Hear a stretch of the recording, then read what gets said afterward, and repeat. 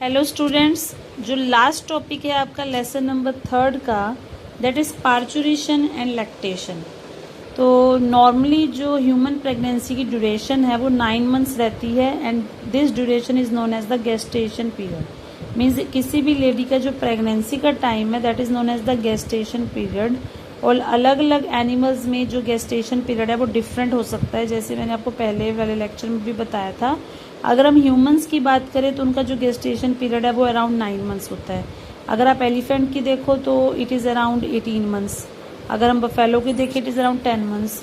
और डॉग्स की देखें तो 3 to 4 मंथ्स। मीन्स अलग अलग एनिमल्स में जो गेस्टेशनल पीरियड है वो अलग अलग हो सकता है। प्रेगनेंसी का जब एंड होता है मीन्स 9th मंथ होता है, उस समय यूट्रस में बहुत ज़्यादा कॉन्ट्रैक्शंस होने लग जाती हैं ताकि फीटस जो है वो ईजिली डिलीवर आउट हो सके।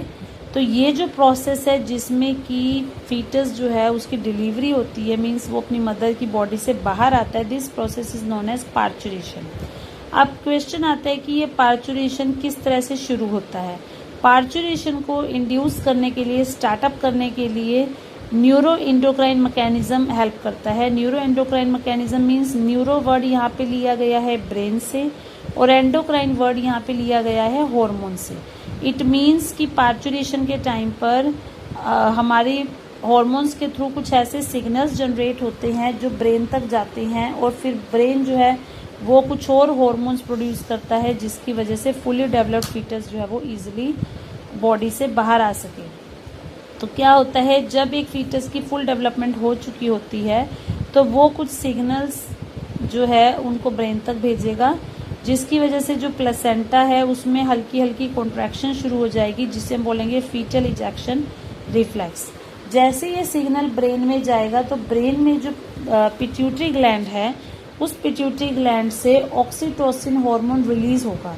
ऑक्सीटोसिन हार्मोन के रिलीज होने की वजह से ये ऑक्सीटोसिन यूट्रस की मसल्स पे आकर एक्ट करेगा, जिसकी वजह से यूट्रस की जो कॉन्ट्रैक्शंस है वो और ज़्यादा स्ट्रॉन्ग हो जाएगी और जितनी ज़्यादा कॉन्ट्रैक्शंस होंगी उतना ही वो ऑक्सीटोसिन के सिक्रीशन को और बढ़ावा देगी। तो बार बार यूट्रस की कॉन्ट्रैक्शन बढ़ने की वजह से और ऑक्सीटोसिन की सिक्रीशन बढ़ने की वजह से जो कॉन्ट्रैक्शंस है वो और ज़्यादा स्ट्रॉन्ग होती जाएंगी, जिसकी वजह से जो बेबी है वो ईजिली अपनी मदर के यूट्रस से बाहर आ जाएगा। बाहर आने के लिए जो कैनाल होती है उसे हम बोलते हैं बर्थ कैनाल, जैसे कि मैंने आपको पहले भी बताया था। विजाइना और सर्विक्स मिलकर जो बनाते हैं that is known as the birth canal. तो जब एक फुली डेवलप्ड बेबी अपनी मदर के वोम से बर्थ कैनाल के थ्रू बाहर आता है then that process is known as parturition. और बेबी के डिलीवर होने के बाद ही जो प्लेसेंटा था जिसने मदर और बेबी को जोड़ा हुआ था वो भी यूट्रस से बाहर आ जाता है। अब क्या होता है कि कई बार ऐसा भी हो जाता है कि किसी लेडी को नेचुरल पेन नहीं होते बट उसका जो प्रेगनेंसी का टाइम है वो कंप्लीट हो चुका होता है। तो उस केस में डॉक्टर उनको 2 ऑप्शंस देते हैं, या तो वो सिजेरियन मीन्स ऑपरेशन के थ्रू डिलीवरी करवा सकते हैं या दूसरा ऑप्शन होता है कि वो आर्टिफिशियल पेन ले सकते हैं।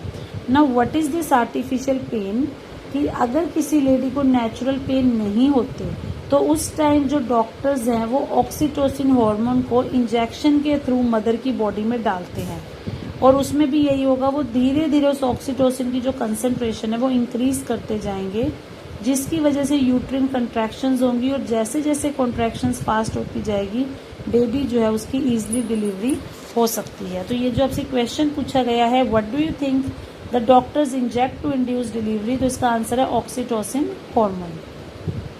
प्रेगनेंसी के दौरान और स्पेशली जब प्रेगनेंसी खत्म होने वाली होती है उस टाइम फीमेल की जो मैमेरी ग्लैंड्स है मीन्स जो ब्रेस्ट है उनमें मिल्क प्रोड्यूस होना स्टार्ट हो जाता है।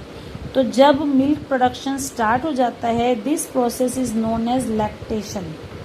इसकी वजह से मिल्क बनने की वजह से जो मदर है वो अपने न्यूबॉर्न बेबी को फीड करा सकती है। और स्टार्टिंग में जो मदर का मिल्क प्रोड्यूस होता है उसे हम कोलोस्ट्रम बोलते हैं, वो नॉर्मल मिल्क के कंपैरेटिवली गाढ़ा होता है, थोड़ा सा येलोइश होता है और उसमें बहुत सारी एंटीबॉडीज़ होती हैं। एंटीबॉडीज़ मतलब कि आप ये कह सकते हो बीमारियों से बचाव के लिए कुछ उसके अंदर सब्सटेंसेस होते हैं जो बच्चे के अंदर रेजिस्टेंस डेवलप करने के लिए बहुत ही ज़्यादा ज़रूरी होती है। तो इसलिए डॉक्टर्स के द्वारा भी रिकमेंड किया जाता है कि स्टार्टिंग में मदर को ब्रेस्ट फीड करवाना चाहिए, ताकि उससे जो बच्चे की इम्यूनिटी है वो भी स्ट्रॉन्ग हो सके और साथ ही साथ जो बेबी है उसकी हेल्थ भी अच्छे से हो सके।